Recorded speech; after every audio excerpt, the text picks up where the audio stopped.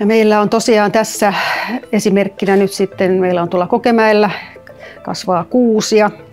Viime vuonna ne sinne laitettiin 540 kappaletta. Ja sinne laitettiin 2 desilitraa 3 erilaista biohiiltä per taimi. Ja tämä oli tämmöinen Woodgrow biohiili, joka on ihan tämän kaupallinen tuote. Ja siitä on myös luomuversio. Ja sitten on biohiili ilman ravinteita. Sitten on verrokki, mihin ei laitettu mitään muuta kuin se taimi. Nämä tehtiin tosiaan yhteistyössä Saskun Kokemäen oppilaitoksen kanssa ja heidän mailleen.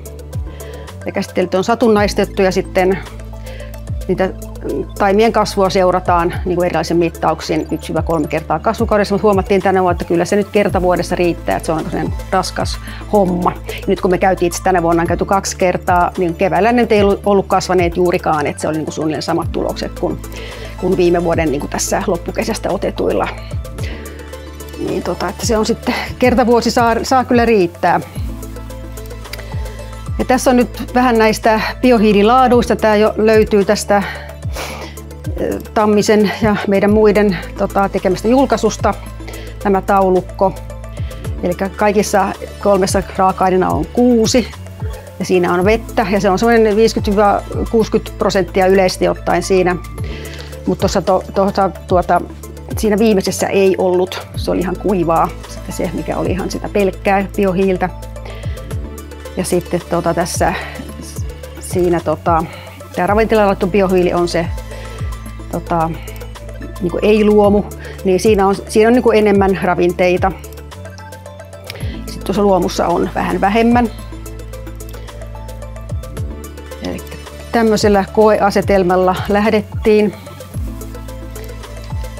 Ja tässä on nyt vielä kuva, se on tuollainen kuin hakkuu aukeaa. Siinä ympärillä on vielä sankahko metsä.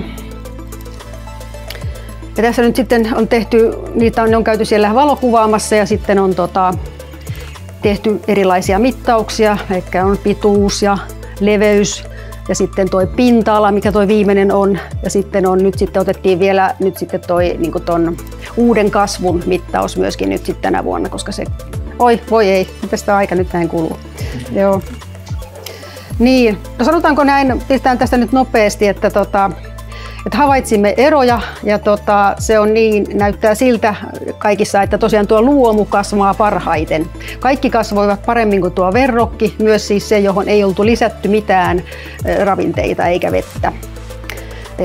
Tässä on nyt sitten tämä uusien versojen pituudessa vielä tilastollisesti merkittävä tuo luomu ja sitten se perusbiohiili. Niin se on aika jännä tosiaan tuokin, missä ei ollut mitään lisättynä, niin sekin vaikutti positiivisesti niin kuin kasvuun.